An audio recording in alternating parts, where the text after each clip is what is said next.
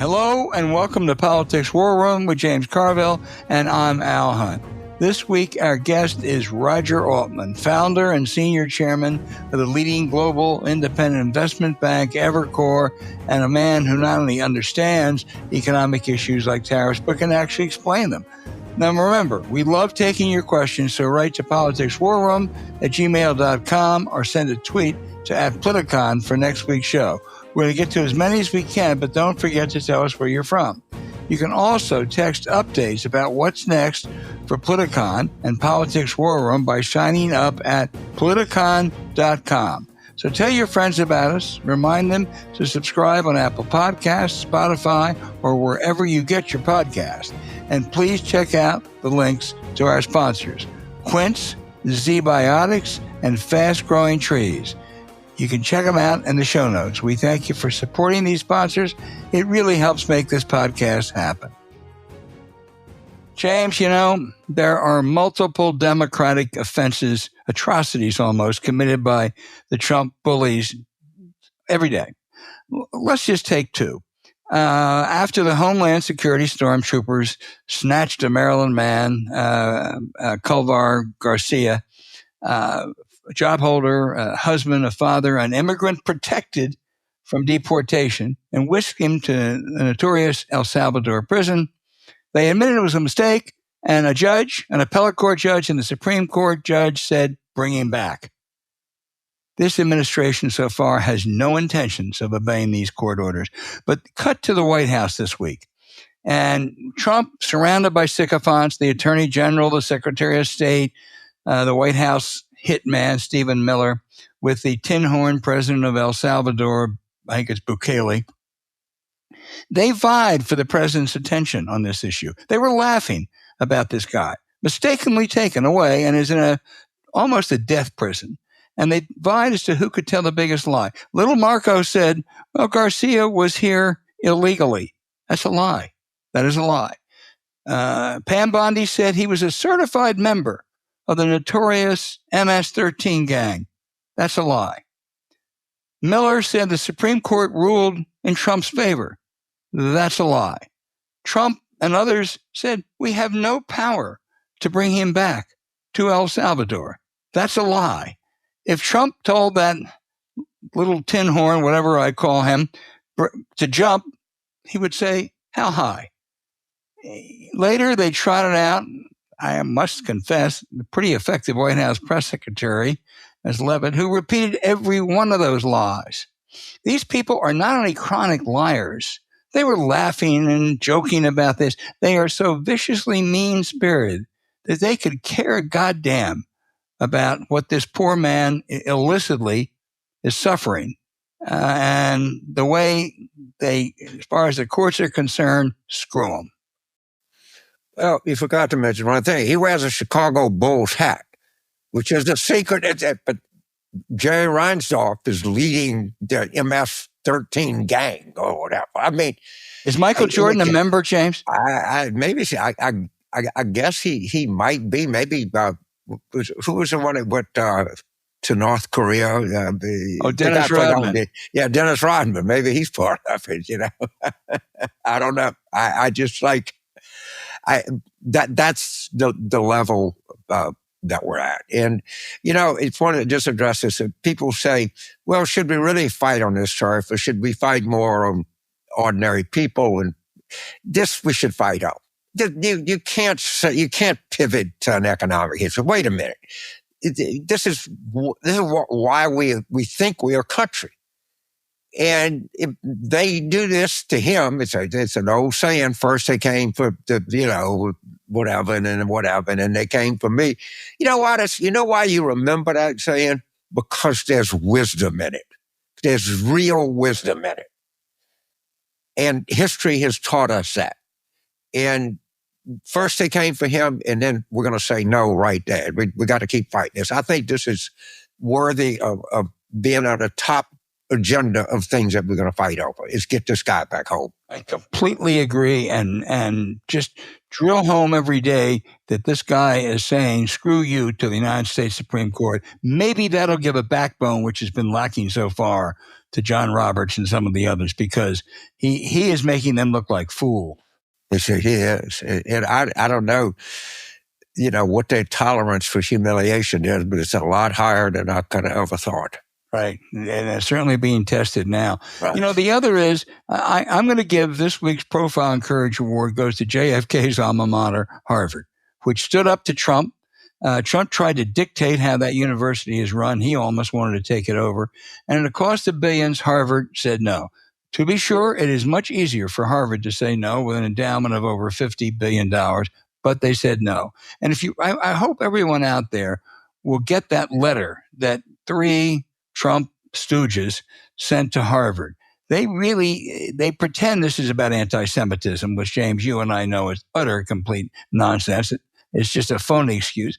They wanted to set the terms.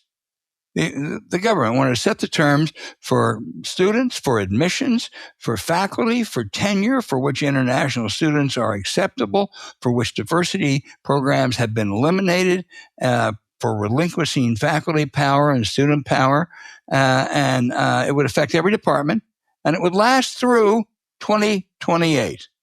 There'd be a takeover by the Luddites. Trump immediately canceled $2 billion grants to Harvard with much more to come. He says, and I'm sure people will say, all right, they got a $53 billion endowment. So what?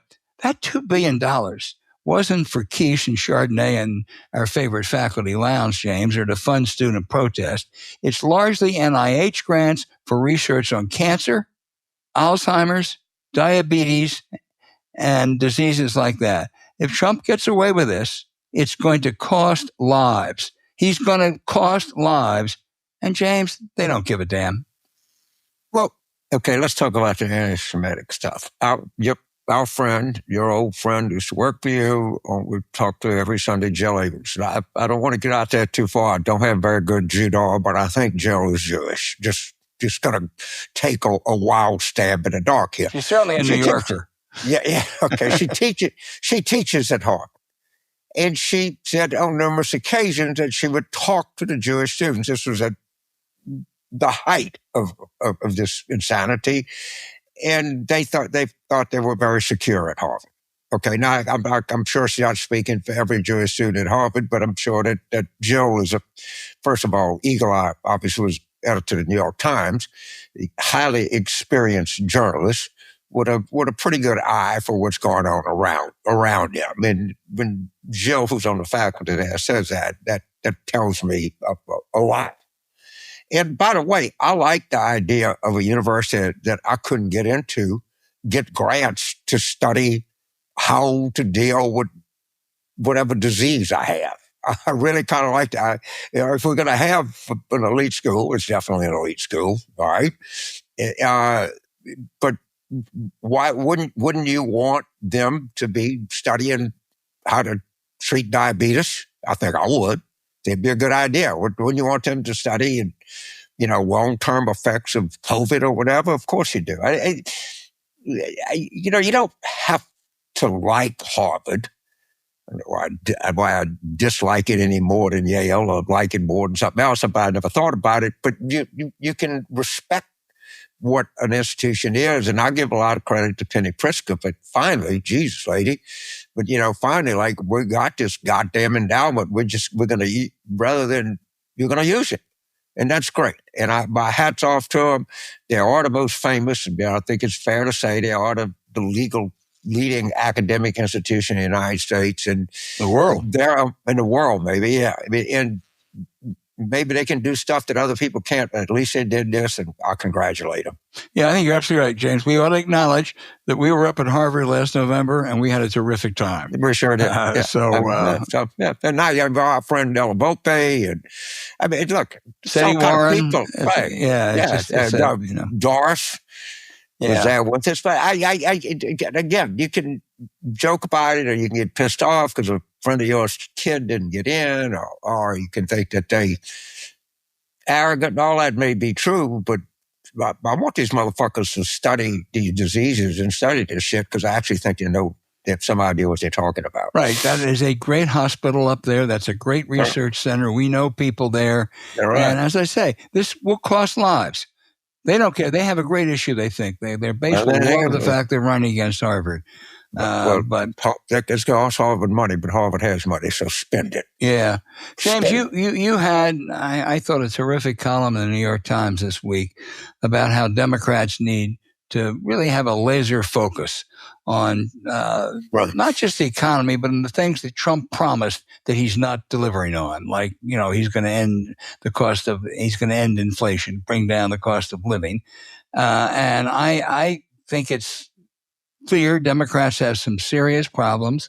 Some of us residual from the Biden presidency. By the way, Joe, you gave a speech this week. Let's retire now. We really don't need you out there much. I mean, a one and done, as they say in college basketball. Their feelings are not focused on the working class. But I think what you're saying is they have a revival gift, Trump. Albert, that is precisely what I'm saying. All right. So this is what I'll take you behind my thinking, and you identified it quite accurately. We had a bad election cycle. The party has a bad image. A lot of it is we lost. A lot of Democrats don't like it, but a lot of other people think that we are an urban old party with the kind of esoteric ideas. And what Trump is doing is giving us a chance for a reset. It's actually giving us an opportunity to create a different definition. And as you know, in politics, priorities are definition. Is what do you fight for? Where do you take a stand? What do you do? And how do you do it? And I think this gives us a chance where people say, oh, wait, they're fighting on promises kept. They're fighting on cost of living. They're fighting on retirement security. They're fighting all these things. Yes. You've correctly identified. I think this is a golden opportunity in an off year from an election that we lost and have now had the lowest ratings. And I think it's true of any political party in modern history. And we have a gift, and we have the gift of a second look. All right. Let's take advantage of it. It's like let's take advantage of it and let's show people that we're on their side. But that's, you nailed the motivation behind that piece totally. And James, there are reasons for Democrats to be down, and it's 8 months before, 7 months before the 25 elections, a year and a half before 2026. Things can change, but I got to tell you, I think 2025 is going to be a terrific year in Virginia and New Jersey. I think Democrats have a real shot at sweeping that. And, you look ahead to 2026, a lot can happen. Everybody, even most Republicans, think Democrats will take back the House. All they have to do is pick up 3 seats. But the conventional wisdom is the Senate's out of the question. Maybe. But, I've looked at some of these, and you've talked about this, I know. They've got to have some luck. They got to have good candidates. They got to have Trump continuing to screw up. But you look at places where they're in good shape, probably like North Carolina, and then they could be competitive in an Iowa or a Maine or an Ohio. But the real bank shots are places well, like Texas and your home state of Louisiana. People would say, no way in the world can you compete. They're deep red, right? But in both those places, the incumbent Republican senator is going to be challenged by a real right-winger, a rabid right-winger, who might be favored to win. Right. And if you get a good candidate, that's the only kind of formula where you could win in a Louisiana or a Texas. Right. I think you're forgetting one that's better off in Louisiana or Texas, and that's Mississippi. Right. Right. And I think we have a very good candidate there. And if you remember, as you know, Brandon Presley, who supported all out, came without a 1.5, 2 points of being elected governor. I'm pretty familiar with Brandon Presley. Yeah. There's a decent bottom, and Scott Cowell, who's running, and the Democratic Party is united behind Scott, as they well should be. I think there's in order for Louisiana to work, you would have to have a real extremist and now they have separate primaries. And then you would have to convince John Bell to get in, who would obviously be the strongest Democrat. And if conditions are right, I spoke to him, but he might be open to it. But the only way you're going to win a Senate seat in Louisiana is you need a couple of things, 3 things to go right for you, which I don't know that they will. That's a real bank shot. But James, don't you think it is not? I mean, it's almost likely that some right-winger will beat Bill Cassidy? Yes, I do. Just like I think some right-winger are probably going to beat Tom Tillis. I don't know that.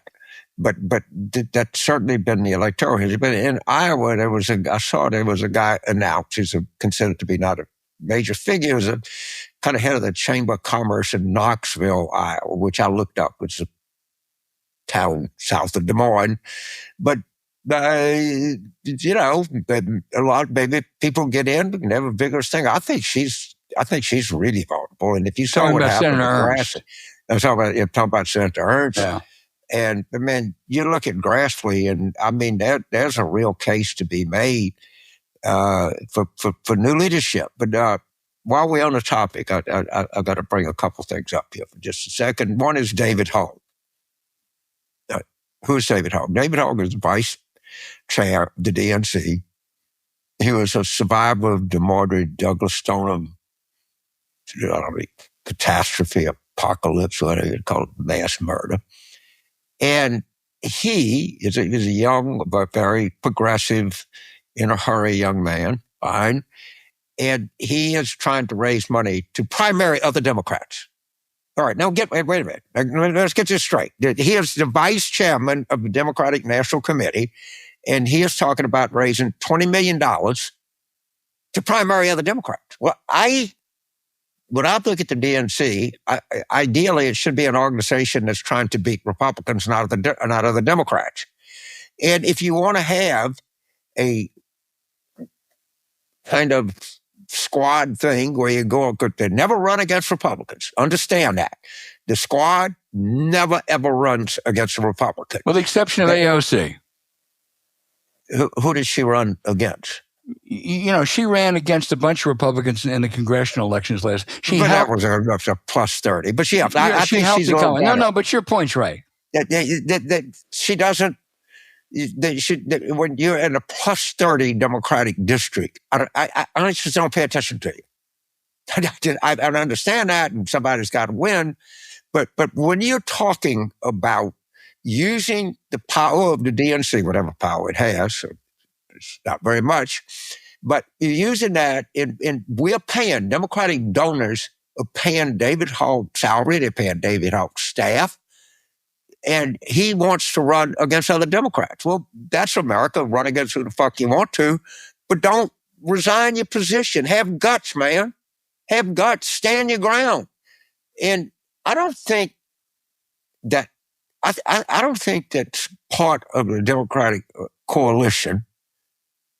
I don't think they're redeemable. I don't think they want to be redeemed. Then I go back to the emphasis of something called American Voices that is supported by mainstream Democratic groups that had 12 at a meeting this month, April of this year, where they had bowls of buttons where you could put your pronoun and wear your button.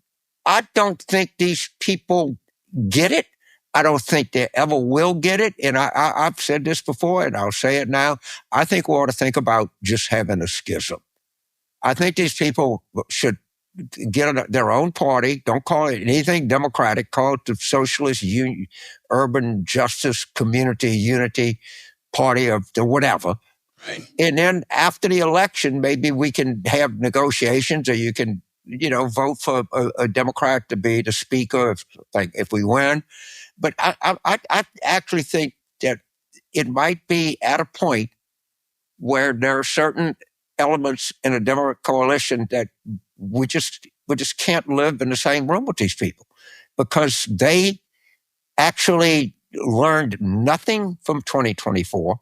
They learned nothing from history, and they are hell-bent going this direction. And maybe what we need to do is say, you go, people, go ahead, go, and then we'll see you the Wednesday after the election and do as you do in parliamentarism. But I'm not sure that the great Democratic big tent coalition that I've spent all my life trying to cobble together, keep together, or something like that. Maybe David Hogg and American Voices need to get their own party. James, I'd just add one thing. I think you might have too, the Democrats should have elected Ben Wickler of Wisconsin as party chair. They didn't. They picked a guy named Ken Martin from Minnesota, who by all rights is a fine fellow. We'll see now whether Ken Martin has any cojones. Right. Because if he doesn't do something about David Hogg, if he doesn't make clear to all donors, don't give a goddamn cent to whatever this guy's doing, and doesn't bring him in and to the woodshed and say, knock this crap off or get the hell out of your job. He was elected, but I mean, he's the party chair. Party chairs don't have much power. This is something where he can exercise authority, and we'll see if he does. Absolutely. I told man, I'm glad he lost the party chair, because if he would have been the party chair, we would have won Wisconsin by 8, not 10.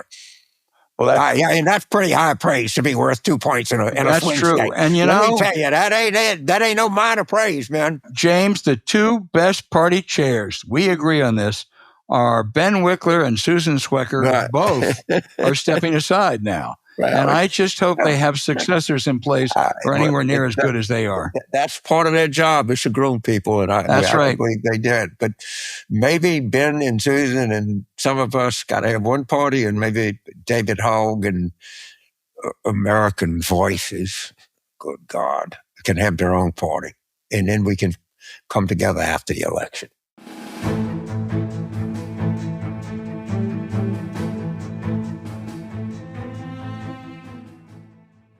Vacation in style with Quince. So I look at the price of this stuff, and the stuff is really, really high quality. And I got to believe that the markup in textiles must be something humongous. If they can produce something at this price and everybody else is producing something that probably inferior, best equal quality of this, that you pay, I don't know, 15 times more. Spring is here. Officially, and the vacation season is around the corner. This year, we're treating ourselves to well-deserved luxury upgrades thanks to Quince's high-quality travel essentials. They have amazing and fair prices on exciting ways to upgrade your wardrobe with items like lightweight shirts and shorts from $30, pants for any occasion, and comfortable lounge sets. Then when it's time to hit the road, they even have premium luggage options and durable duffel bags to carry it all. However, the one thing that you have to love the most is how all Quince items are priced 50 to 80% less than similar brands. By partnering directly with top factories, Quince cuts out the cost of the middleman and passes the savings on to us. We think it's so important that Quince only works with factories that use safe and ethical and responsible manufacturing practices and premium fabrics and finishes. We love that, and we know you will too. Now, after checking them out, we think everyone needs Quince's extra fine Australian merino polo. There's nothing better for looking your best as the weather warms up. If you're prioritizing fitness going into the summer, there's no better workout motivation than some new activewear. Our Quince favorite might be their luxurious stretch wool dress pant. The material feels amazing, and they're perfect for looking good and keeping warm. The style is perfect for getting things done on the hill, reading in a recliner, or heading off to exciting cities and new places. For your next trip, treat yourself to the luxe upgrades you deserve from Quince. Go to quince.com/warroom for a 365-day returns, plus free shipping on your order. That's QUINCE.com/warroom to get free shipping and 365-day returns. Again, quince.com/warroom. The link is in our show notes.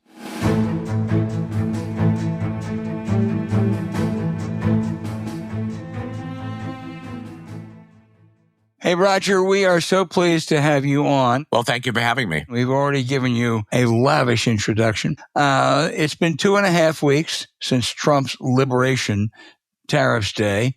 assess the damage so far and what's ahead in the next 2.5 weeks. And are investors and foreign governments pulling back from investing in U.S. and U.S. treasuries? Well, there are two basic layers in terms of how people have reacted to the tariff policy. One layer is the idea of reciprocal tariffs and, generally speaking, much higher tariffs. The other layer is the way they've gone about it. And I think investors and businesses don't like either layer. I've talked to an awful lot of CEOs in the last 8 or 9 days, and to a person, they don't like the tariff policy. But I think even more damage, perhaps, has been done by the way they've gone about it, meaning these tariffs are on. No, actually, they're off. Now there's a pause. Now there's a rollback. This isn't going to be handled through tariffs. It's going to be handled through 232s and so on and so forth. It's enormously confusing. It hasn't been, to say the least, very smooth. And I think the way they've gone about it has really hurt as much as the policy itself, because businesses and investors dislike uncertainty. That's anathema to them, or unpredictability. And there's so much of it right now in markets and in the minds of businesses. The great big question is, what are consumers thinking? At one level, the consumer confidence index, the most widely followed one, which is Michigan, fell sharply, as reported a few days ago. On the other hand, so far, actual consumer spending has held up, although most of the data you see on it is backward looking because it reflects the last month or even goes back further. So it's unclear what's really going on in the minds of consumers. But historically, when you have tumult like this, markets gyrating wildly, and so much thunder and lightning, consumers retrench. They pull back. Now, we can all see that growth estimates for the U.S. economy, which at the beginning of the year, before Trump was inaugurated, were in the general vicinity of 2.5%, 2 to 2.5%, have been marked way down. I mean, our firm, which has very good research, is now at 1% for the year. There's all this discussion about the possibility of recession over the next 12 to 18 months, with people like Jamie Dimon and Larry Fink talking about it being 40% or 50%, but a serious risk. Larry Summers is at 66%. Yeah, I saw that. So it's caused a lot of damage. Now, your second question, are investors pulling back from holding U.S. assets? There seems to be some evidence of that, but I think it's too soon to proclaim that this is a big long-term trend. As everybody has reported, in the last several trading days, not so much yesterday or Monday, but late last week, there were some very abnormal relationships going on between the dollar and the bond market, where historically, if interest rates rise, U.S. interest rates rise, the dollar strengthens because investors get paid a little more to hold it. But late last week, the reverse happened. Interest rates rose, the dollar fell, stocks also fell. So you had stock prices falling, bond prices falling, and currency levels falling. And that's very unusual. And a lot of people were alarmed by that because they thought it reflected just diminished appetite, for example, for U.S. Treasury bonds. But at the same time, the Treasury had a couple of auctions last week, which went pretty smoothly. So it's too early to judge how much of that is going on. Now, in the spirit of how hard it is to follow this stuff, every single day there's huge news here. I mean, this morning, the administration banned NVIDIA, the maker of the U.S. firm which makes the most advanced semiconductors, from selling them to China, which is part of the whole very complicated tensions between the U.S. and China. So there's news every day, and it's very hard to follow. and it's confusing to a lot of people. And, we'll see how it goes. Today, the administration is negotiating with Japan. In a perfect world, they'd rattle off a deal with Japan, a deal with Korea, a deal with Vietnam, and so forth. And Trump would be able to say, you see, all these nations are negotiating with us to lower their tariffs because of my tariff policy. But these negotiations are hard. So we'll see where this goes, but it's definitely been a negative for investors and businesses. And we'll see if it turns out to be a negative for consumers or not. I think it will. Roger, let's talk about what consumers might feel soon. Some businesses stockpiled, so there won't be an effect for a while. But there is going to be some short-term impact. I read about footwear and other things. What will consumers feel in the next couple of weeks?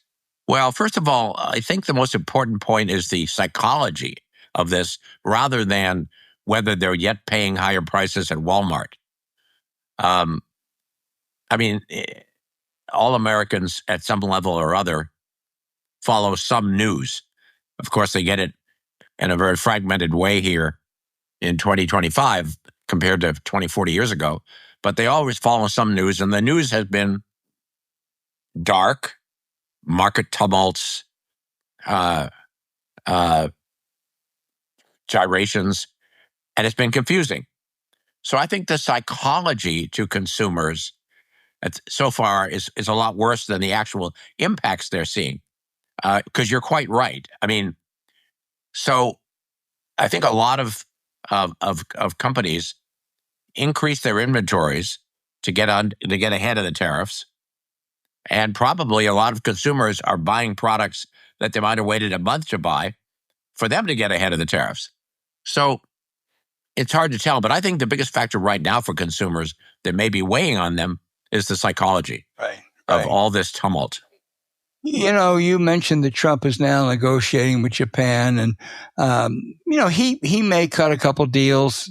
They're difficult, as you say, but if he does with Japan, Vietnam, a few others, and given Trump's MO, he will declare victory. That's what he always does. See, we won. It's all over. But even if he gets those deals, it ain't over. No, because first of all, the biggest piece of all this is the U.S.-China dynamic, because no nation exports more to the United States than China, not even close. Well, I take that back. Mexico is close, but the U.S.-China relationship here is at the heart of this trade dispute. And Mexico exports, off the top of my head, $450 billion a year of goods to the United States. All of a sudden, they're subject to a 145% tariff. And they range from a lot of very cheap items like a baseball hat or apparel, various types of apparel, to bicycles, to consumer electronics and so forth. And the economic war between the U.S. and China is at a very heated level right now. And so if you step way back and you imagine it's 3 months ago or 2 months ago, and you wake up in the morning and the president says, why don't we just have an all-out economic war with China? I think most people would think, wait a minute, that's going to hurt everybody. So I think when you cut through all this, it's the U.S.-China competition, and you see the tariffs are highest on China. That is really the most important part of all this. So yes, he can do a deal with Vietnam and do a deal with Japan. I'm not sure he will or he won't, but yes. But the China dynamic is the most important of all, and that is not going to be solved quickly. James. So Roger, this is ultimate kind of name dropping, but I made it, so I'll do it. I actually was talking to Howard Moore day before yesterday. It was Oak Tree Capital. It's all invested around the world. And what I gleaned from the conversation is Howard's worried that our position, or the stability of the United States, even after this is over, but will be brought into question, and it could restructure kind of global finance in a way that's not favorable to us. I'm extrapolating from the conversation, but is there some concerned that this could have some long-term damage to the whole global finance system? Well, if the world, first of all, a quick aside, I love Howard Marks. He was my grad school roommate. Oh, okay. And we're very close. And A I think lot of IQ in that room, James. Yeah, I don't know about that. It was mostly on his side of the bed. But I read his famous memos religiously.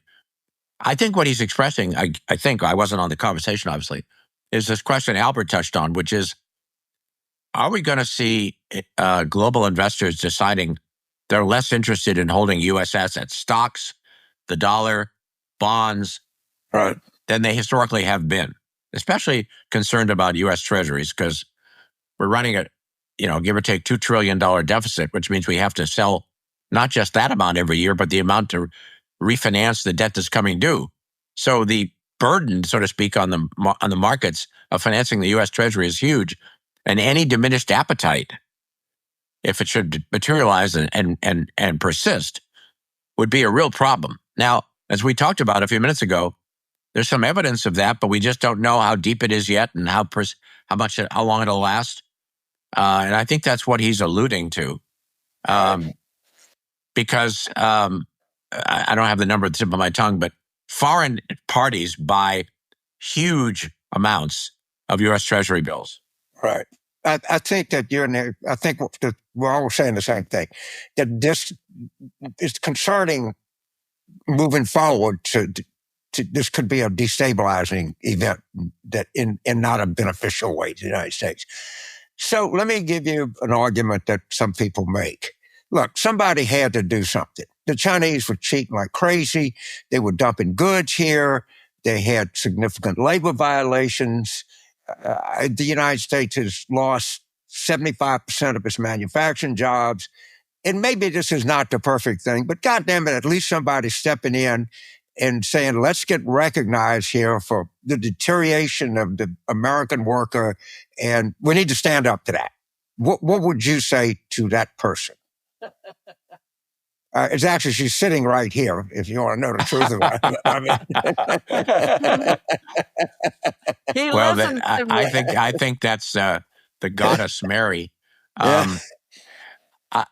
Look, I think that there's a good point at the bottom of that.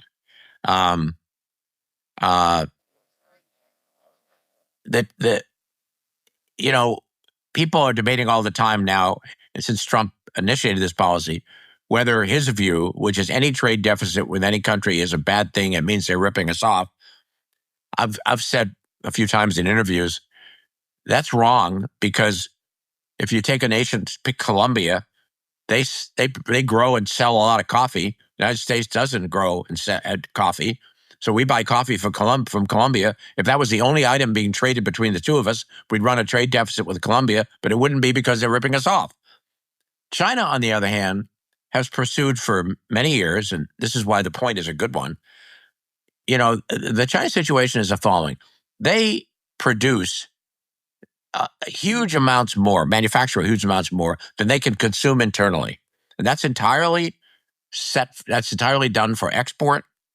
And the criticism that they flood a lot of markets, American markets, European markets, with cheap exports, many of which are subsidized because the manufacturing itself is subsidized by the Chinese state, that's a problem. That's honestly a problem. And you've seen a lot of opposition in Europe to continuing that, and obviously President Trump is opposing it. So I don't have a problem with trying to rectify or better balance the U.S.-Chinese trading relationship, but I think we'd be a lot better off figuring out, and I think President Trump may do this, James, how to make a grand bargain with China, where the tensions are reduced. After all, a lot of foreign policy experts think the chances of an eventual war, outright war, real war between the United States and China are not trivial.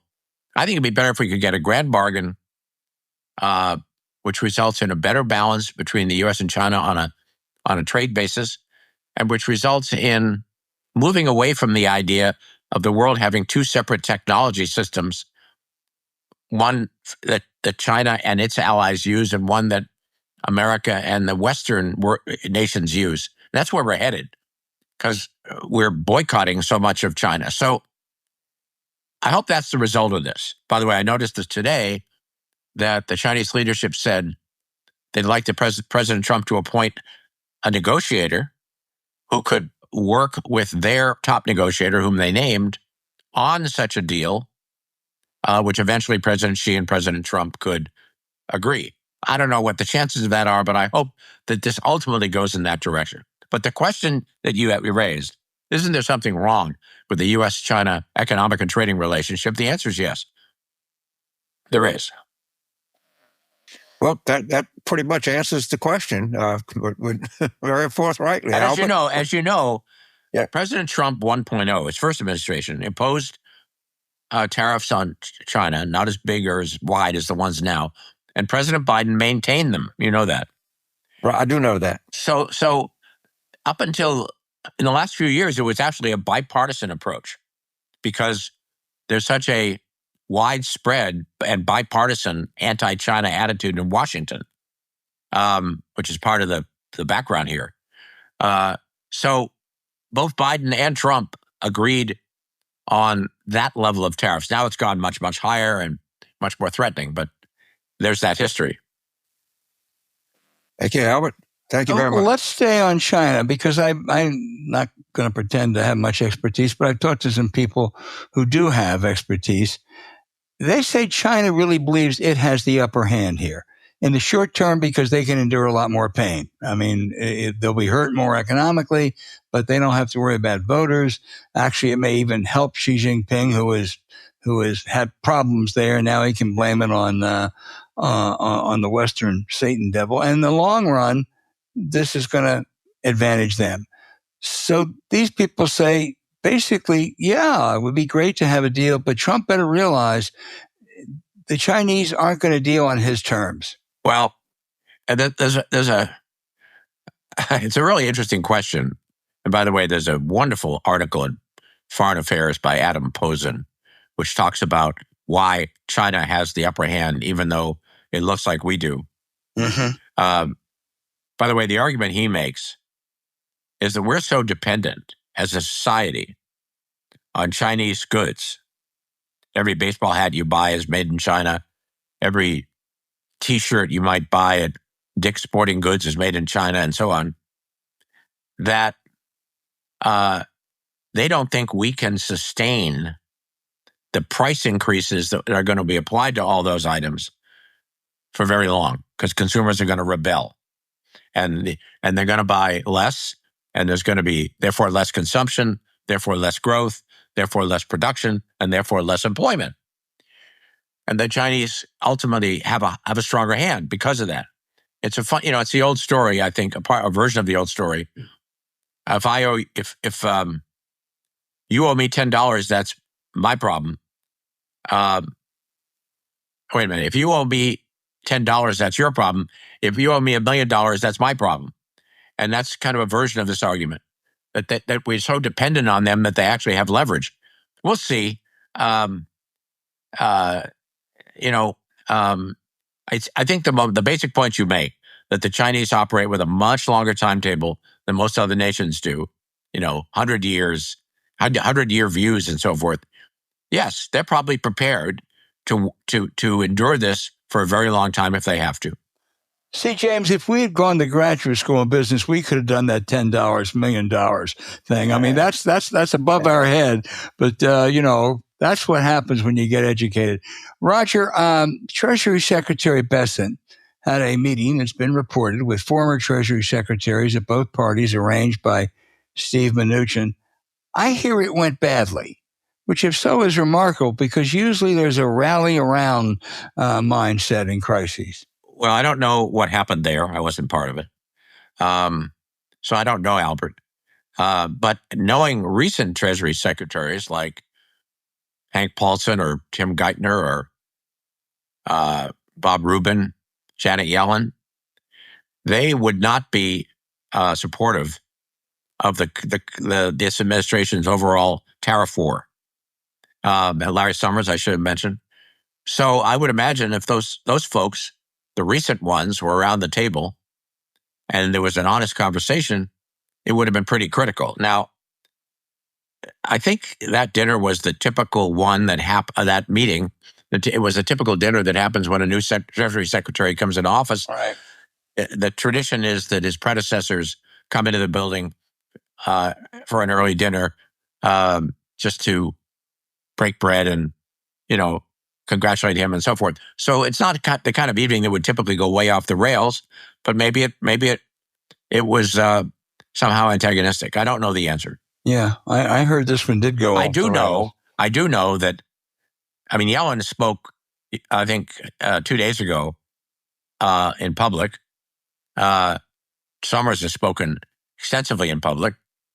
And I know that, I think, I can't say for sure, but I don't think that Secretary Geithner or Paulson would be fans of this policy either. So the majority of people around the table probably don't like this policy, and maybe they express that.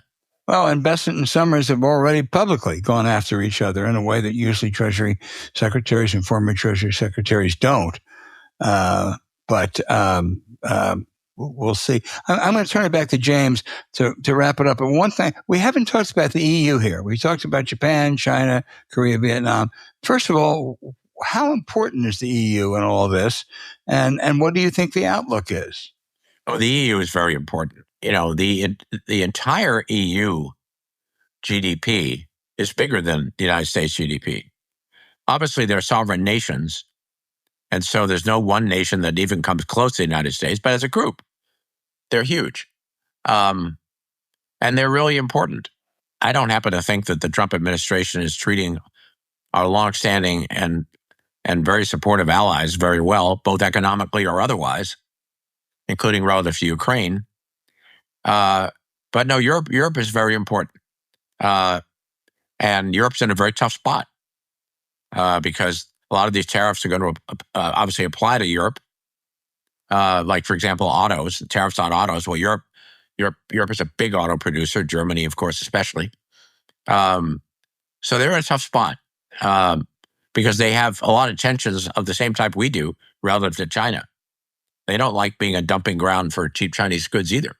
I hope the Trump administration figures out a way to get back to treating our allies the way it makes sense to do, which is better that he's doing it. But we'll see. James, you wrap it up. Our guest has to go in a few minutes. So right, yeah, quickly, I worked in Afghanistan, and I've learned a little bit about these rare earth metals, some rare things that they go into, like computer chips, or in China, in Western China and Eastern Afghanistan have a lot of those.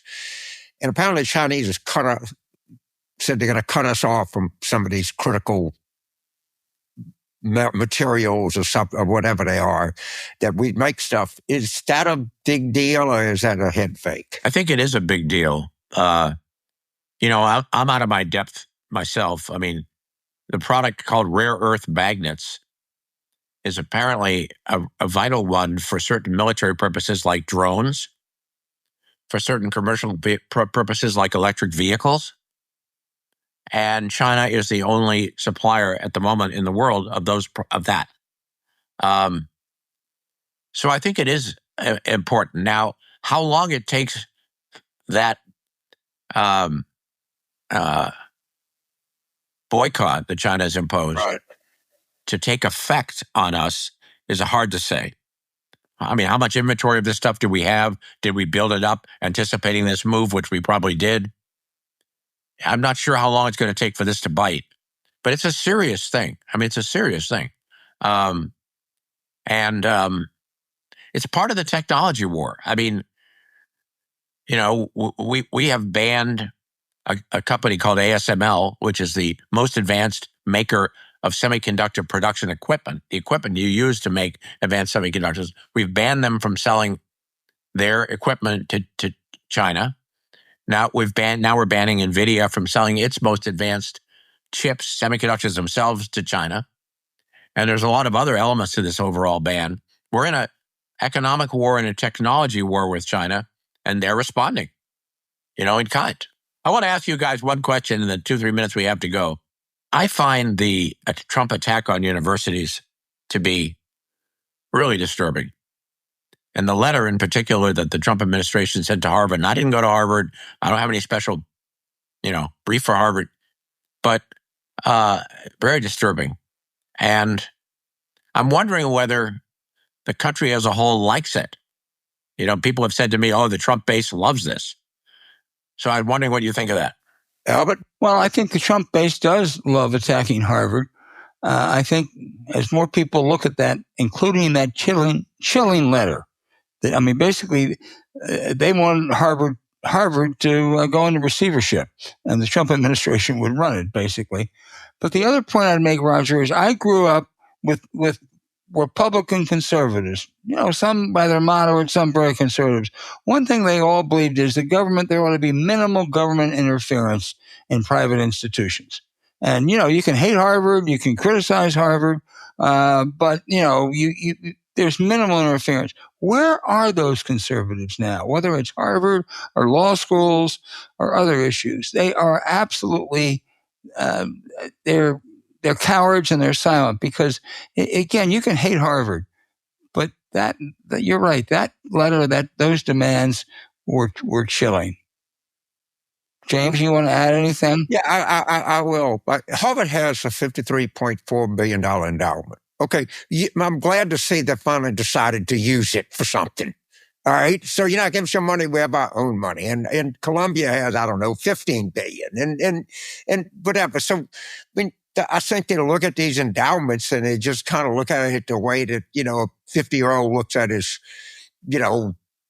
statement from his portfolio statement. Look, I'm never going to spend it, but it's up and that's good, and I'll wait. And I think it's good to be enforced. There's one thing I read today that particularly irritated me. It was by Mitch Daniels, who was considered to be a thoughtful conservative, was actually also the former president of Purdue. Yeah, Purdue, yeah.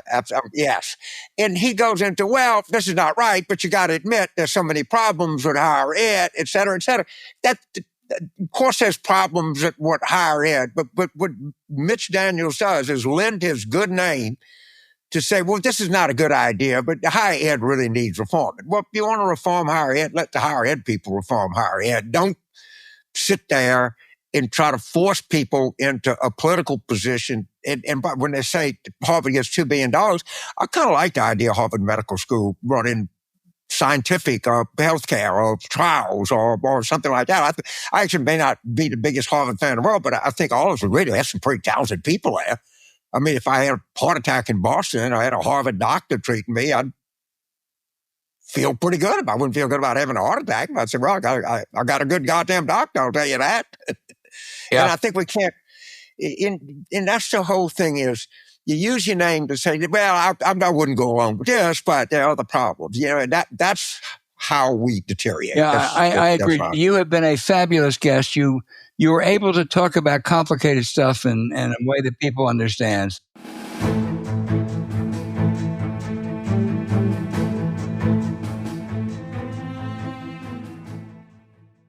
Start your night right with Zbiotics. Let me put it this way. If you're not on your game and ready to go, somebody else is going to be on their game and ready to go. And, sometimes your work extends beyond the end of the workday, your social obligations at night. Sometimes you want to go out and have a good time. You want to go to dinner with friends. All right. You don't want to give that up. Well, the good news is you kind of don't have to give it up, because if you have a little residual issues here, this can really help deal with that. I don't know why anybody who wants to work hard and also wants to enjoy themselves or have a social life wouldn't make themselves this available to people. I really don't. James, let's face it. After a night with drinks, we don't bounce back the next day the way we used to. That's just a fact.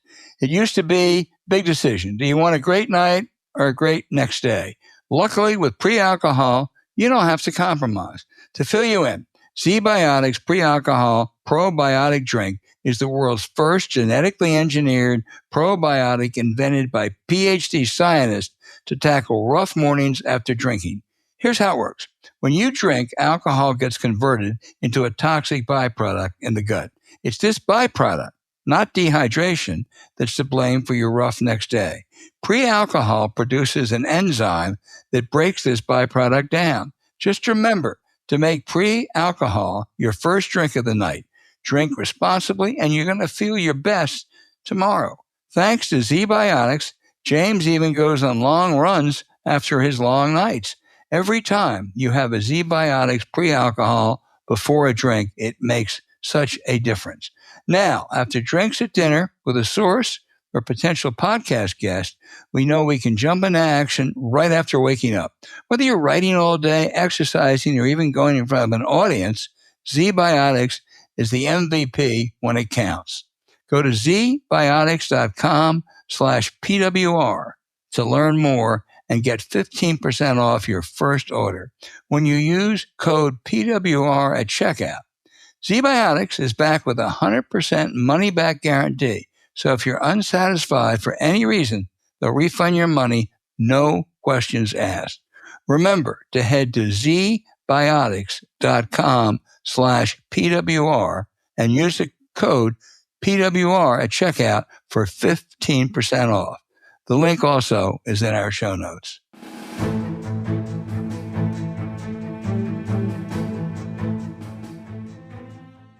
Okay, now for the outrage of the week. Look, this administration does so many dreadful, illegal things that every week you have to pick and choose. So I'm going to go to a different topic, golf. I'm not a golf fan, I admit, but I was delighted that Rory McIlroy won the Masters last week. He seems like a really good guy. This was the one tournament, the one championship that had eluded him. So that really, I was pleased. He seems to have good values. He's been good on a whole lot of issues. And my old friend Robert Novak used to cheer for teams or individuals in sports depending on where the ideology of where they came from. So if Alabama played Michigan, he'd always cheer for Alabama. Well, I adopted some of that because the guy that he beat for most of the tournament was a guy named Byron DeChambeau. And Byron is a big Trumper.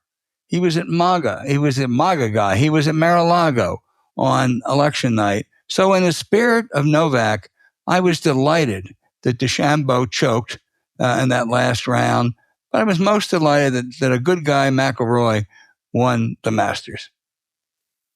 So I'm going to read from a site that I go to all the time called Mediaite. It's a very good aggregator. The graphics are good. They're not overly partisan one way or the other. And I'm just going to read from an article. A shocking new expose from the Wall Street Journal alleged that Elon Musk, billionaire tech mogul and Trump administration insider, is attempting to quietly build a legion of offspring protected by secret settlements and NDAs while using social media influence on X to approach influencers he hoped will have his children. The sprawling 6,000-word article published on Tuesday lays bare the tactics Musk allegedly employs to manage his mothers of many children and his privacy, all while reshaping public policy and chasing visions of human survival that veers into sci-fi territory. Right? This is eugenic. This is where you are. We know because he's expressed sympathy. He's exonerated. He's the most powerful person in the Trump administration. He's the richest person on earth. He exonerated Hitler from the Holocaust, saying, no, it was government employees. He is engaged in every kind of right-wing fantasy that you can agree in. And there's nothing more dangerous than, I think you call it eugenetics. And where's the Catholic Church in this? Where's the U.S. Conference of Bishops? Where are the people that talk about the sanctity of life? Where are the people that talk about every human being has inherent goodness? All right? Where are the people that say we shouldn't be judged by our ethnicity, our race, our gender, our IQ? We should be judged on our... Where are you fucking people? What are you doing? You're just sitting there. James, this is what this guy's calling for. Hasn't J.D. Vance said he's a really devout Catholic? Of course. Oh, my God. He's Opus Dei. He's not devout. So where are you, JD? What about Leonard Leo, who I worshipped a daughter that had a terrible condition that apparently had a great deal of effect. I'm not going to say anything, but Leonard, you might want to check in on this, man, because I don't think your child is part of the Elon Musk's vision for the future of the world. Right. Where are these fucking people? I tell you where they are. They got their hand out looking for money from them. That's what I think. I think this whole operation of the sanctimonious religious leaders and talking about the sanctity of their life or in this for the sanctity of their pocketbook. The fact that this just goes by and no one says anything, and this is not a minor figure, by the way. This is the richest man on earth. This is the most powerful man in the Trump administration. This is the man that's reconfigured the entire federal government. Yes, he is. I'm sorry. Please stand up and say something. Stand up and say something. Amen.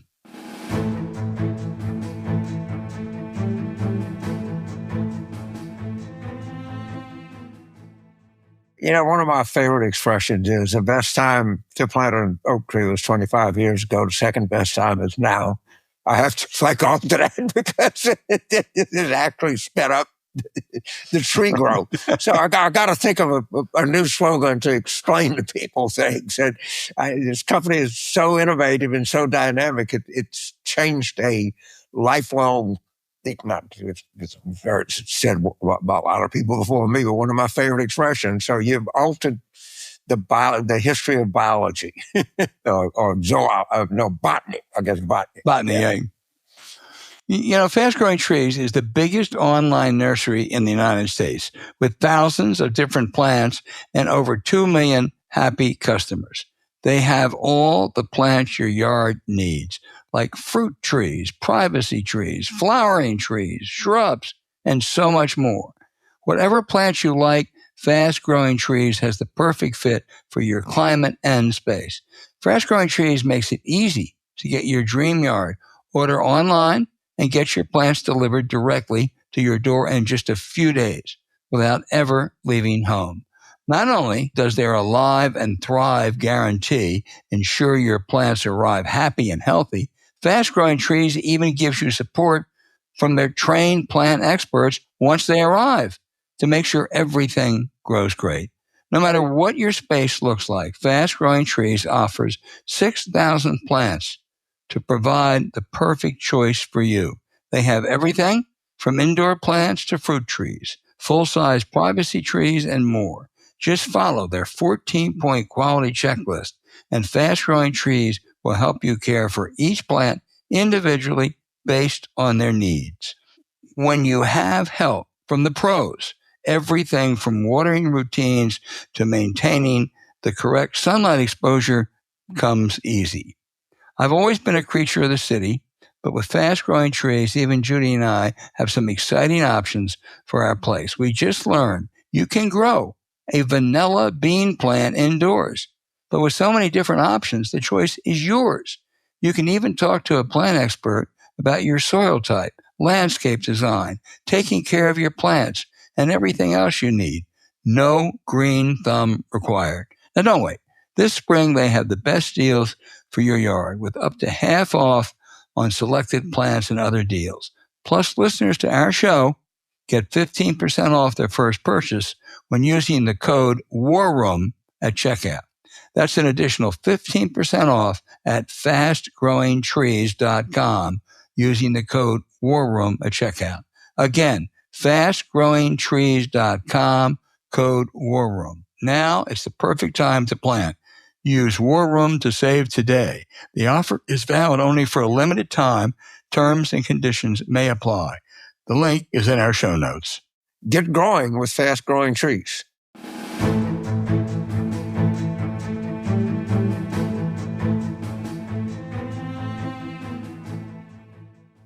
And now for our listener questions. They've always been good ever since we've been doing this podcast. Damn, they get better every week now, James. John in Gurnee, Illinois, says in 2016, the Democratic Party turned on Bernie Sanders and his agenda. Do you see the same thing happening this time with Bernie's fight fighting the oligarchy tour because it's too progressive? Well, you forget 2020.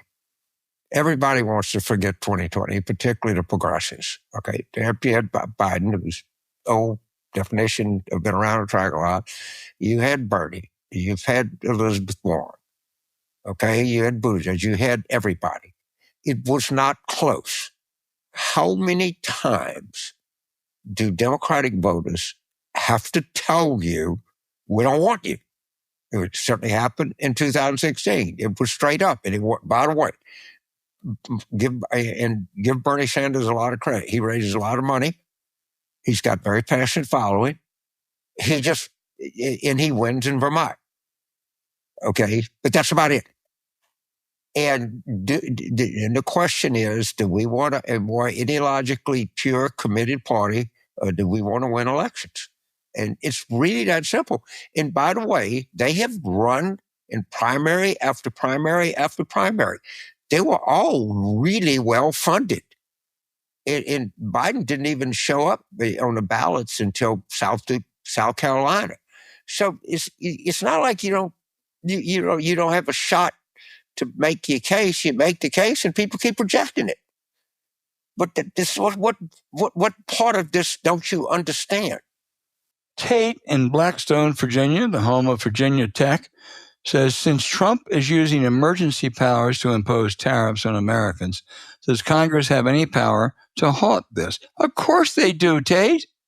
They could pass a bill tomorrow. They could reclaim their tariff authority. But this group of Republicans up there are so acquiescent. They're whatever Trump says, they do. They have totally ceded power. They have made Congress a laughingstock, whether it comes to legislation, whether it comes to a check and a balance, whether it comes to accountability, whether it comes to oversight. And Mike Johnson, the Speaker of the House, would never let a bill like that come up. You know why? Because Mike Johnson's life, career, everything depends on Donald Trump. Trump snaps his fingers and Johnson's gone. These are really, I have to say, when they write the history of this Congress, it will be among the most disgraceful ever. I'm on a nitpick, but I know Hokie Nation, and I know you meant to say Blacksburg, not Blackstone, Virginia. Yeah, you're right. Okay, You're right. you know, I know. Okay, I stand corrected. Okay, I did. It's one of those things that's completely understandable. No, and I don't know where Blackstone is. I have Blackstone Griddle. I know them. They're pretty good. Well, we'll have to apologize to Blacksburg. Right. Yeah, I think it was originally that was one of the things that Congress was supposed to do. I think at some point they gave up the power, the theory being that the president may have to act quickly and decisively if there was trade war, emergency or something like that. I don't think it was ever intended. And you're exactly right. Now, I don't know why the Democrat says, if you give us 1/3 of the Republicans, we can overturn this policy in an afternoon and we can end this madness. I don't know. For the life of me, it's simple, it's relevant, it's doable, it's legal, it's anything that you want. It's everything you want in a message. Let's stop the bleeding. Let's stop it now. We can do it. I call on my Republican brothers and sisters to join us together as we, stand up for the American consumers. We stand up for the American investors. We stand up for the American companies. We stand for America. Let's join together. I got the speech writes itself. Yeah, sure does. The next question is from Don, the American consumer. Okay, Don, we're going to read this question, but in the future, you got to tell us where you're from. And the American consumer involves hundreds of millions of people. So let us know where you're from. Don asked, James, why don't we rebrand the tariff as the Trump sales tax? I think that there's it could be more articulate, but a lot of people are making that point. I do think that, and I think that people, and we could do a better job of communicating that it's the consumer that pays for this. Of course it is. And I think it's breaking through. These things are not very popular. I got to tell you, something's breaking through here. But people don't much like it. Yeah, it's true. Shane in Minneapolis, Minnesota, Oh, wow. asked, there's not much chatter, news, or talk about our country's 250th birthday coming up. That's a significant sign. When I was a young kid in 76, everything was stars and stripes and flag. Is patriotism dying? Shane, it's worse than that. Trump is going to take it over. He's going to have parades in his honor. He's going to suggest that basically he's one of the founding fathers. And I think it's going to. I was here in 1976. There was great celebration. It was a bipartisan celebration. That won't occur this year. And the other thing that depresses me, frankly, is the 2028 Olympics. I think, again, if Trump is still around, he is going to make that about himself, not America. Well, the bicentennial of 1976 is very important to my family because my dad was on the bicentennial mission in Louisiana, and there's actually like a time capsule in kind of north part of the lobby of the state capitol that has his name there. So it's a bit time to take it by the family. We show it to him and it'd be right. And Gerald Ford was a very dignified man, a very patriotic guy, and he never made that about him. And he could have easily, he was in a tough re-election fight where he happened to lose. And of course, everything that Gerald Ford was, Donald Trump is not. All right. And not even the same political ideology. They might have Republican after their name, but I can assure you Donald Trump is not Gerald Ford. 76, we went to a big hotel room with a great view of everything with Meredith Brokaw and her kids. Tom was up in New York anchoring. And the traffic was so crazy. And the way back, we ended up in a bad neighborhood. And I kept thinking, oh, my God, if anything happens to Meredith Brokaw and Tom's kids, I am in deep trouble. We got out fine. But it was a great, great night. I don't expect that to happen. I'm going to get out of town July 4th. James Chris in Savannah, Georgia. Oh, wow. That's Chatham County. I love Savannah. We were there at the Savannah Film Festival. They're great culture. They're great history. Right. Great bunch of people. Says, along with much of the American public, Chris became convinced during last year's campaign that Trump was suffering at least mildly and probably moderately from some form of dementia. Once he was elected, all mention of that in the media disappeared. Why? Well, of course, we have this spate of books coming out about Biden's capacity and how the White House dealt with it. I think Jake Tapper, we just said, what about a guy named Jonathan Allen? And I think there's a lot of wincing on the Democratic side. I actually think that it's going to cause some people to say, well, maybe we ought to look at the current guy. And I don't know, but there's a lot of speculation. I do know that he's in his very late 70s. I do know he doesn't have great family history. I do know he has a terrible diet. I do know that he does not weigh 224 pounds or whatever the fuck he says he weighs. And, I'm old enough myself where you know these kinds of things are coming. And I think it's a good idea to stay alert here as to his condition. Neurologists who, this is over a year ago, clearly could see Biden's decline and noted that it's Trump's bluster and bravado that might disguise those apparent signs. It doesn't mean that fundamentally it's any different, and that there were signs that he too was suffering a cognitive decline. And I think that's right. But you're right. We're going to have to go through Jake's book, and we'll have to go through the Biden thing.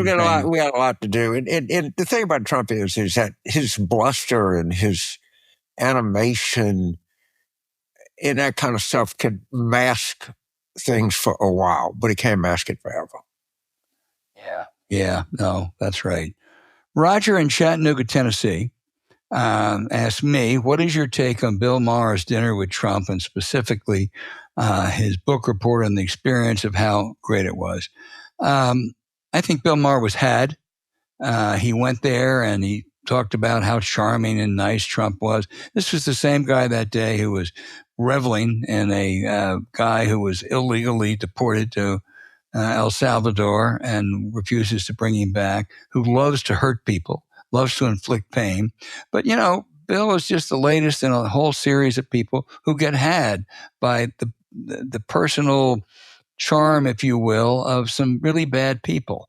Walter Durante of the New York Times won a Pulitzer Prize for his reporting on Lenin and Stalin in Moscow in the 1920s. They were thugs. He didn't get it. The same thing in Neville Chamberlain said, Hitler is a guy we really can deal with. No, you can't. So I don't think there were any ill intentions, but Bill Maher, you were had. So it's not a secret. He's a friend of mine. I've been on the show, I don't know, many times. I'm also a big fan of Governor Gresham Whitmer. I think the two of them, I think Bill Maher would say, look, he's the president. I don't agree with him. No one's been more critical of him than I have, but I went and he was very charming. I think I would defend Bill Maher to this extent. I think he's a supremely naive man. All right? I think that somebody who shits on the Constitution, that's exactly what he does, has been caught lying 36,411 times or whatever the number is. Somebody could fact check this. Someone who's convicted of 34 felonies in a court of competent jurisdiction, a person who set up every grift that you can imagine. I think the problem what people have with Bill, I have the same one, is you're kind of leading legitimacy and credence to this. Now, are you going to come back and say, yeah, but he got elected, James? I'm hard on him, but I don't. I think Bill Maher and I think to some extent Whitmer went into this not fully understanding that they gave legitimacy to a guy who is only legitimate by the fact that he got elected to something and nothing else. I agree with you on the naivete. When you lie down with dogs, you get fleas. Yeah, it is that simple. Yeah, and the criticism, I think, is useful because it'll make someone else think twice again. Yeah. But I don't think we're dealing with normal opposition here. It's not Tip O'Neill and Ronald Reagan. No, that's for sure. Beer together or something. Michael in East Brunswick, New Jersey, says, why does it seem like there are so many Republicans who seem better at keeping on message, simple, compared to Democrats? Well, you're welcome to my life. I think they're having their entire message is Trump. All right, and that's it. And they have to express certain fidelity to their leader. But you're seeing some convoluted messages coming out of some of them coming out of some town halls, coming out of different quarters in the Republican Party. The Democratic Party, as we pointed in the show, is a coalition. Coalitions have a little more difficult time messaging because there's many members in the coalition. And maybe if we do as I suggested and let these leftists form their own party, maybe we have a chance to put a more unifying message. I don't know, but I certainly think that we can talk more about things I talked about in it. I'm very, very big that we should run more to the economic left, if you will, but higher minimum wage, more taxes on rich people, that kind of stuff. I think there's some elements of good messaging here, and hopefully we can take advantage of it going forward. Okay, good point. All right, hey, thanks for those letters. There are so many we didn't get to. There's so many that are so good. Please send them again next week. Tell us where you're from. But there's nothing we appreciate more than hearing from our group out there. So thanks.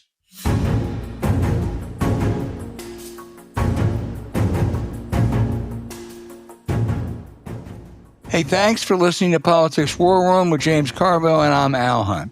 As always, send your questions for us by email to politicswarroom@gmail.com or tweet them for next week's show at Politicon. Following this episode, we would really appreciate it if you check out the links to our sponsors, Quince, Zbiotics, and Fast Growing Trees, in our episode show notes. We thank you for supporting them because when you do, it helps make this podcast happen. To keep up with us, subscribe to Politics War Room on Apple Podcasts, Spotify, or wherever you listen. And check out our Substack, politicswarroom.com. James and I are constantly adding new content. Take a look. You also can find other shows you might enjoy on the Politicon YouTube channel or when you search Politicon on your favorite podcast sites. Remember, please rate the show with a 5-star review. We'll be back next week with another show as we continue our War Room planning.